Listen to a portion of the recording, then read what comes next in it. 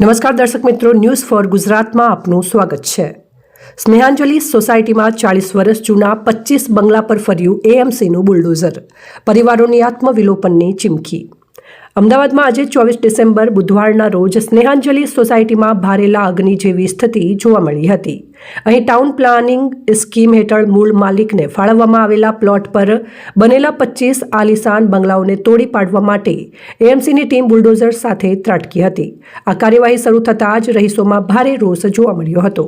સ્થાનિકોએ રસ્તા ઉપર ઉતરી આવી તંત્રનો વિરોધ કર્યો હતો અને કેટલાક રહીશોએ આત્મવિલોપન કરવાની ચીમકી આપતા ઘટના સ્થળે હાઈ વોલ્ટેજ ડ્રામા સર્જાયો હતો।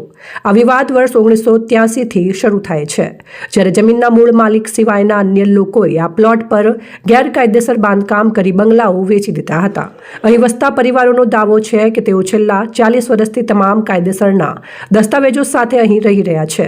જોકે આ જમીન મુદ્દે લાંબી કાયદાકીય લડત બાદ અંતે સુપ્રીમ કોર્ટે મૂળ જમીન માલિકની તરફેણમાં ચુકાદો આપ્યો હતો। સર્વોચ્ચ અદાલતે સ્પષ્ટ આદેશ આપ્યો હતો કે પ્લોટ પરથી તમામ દબાણો દૂર કરી ખાલી જગ્યા મૂળ માલિકને સોંપવામાં આવે।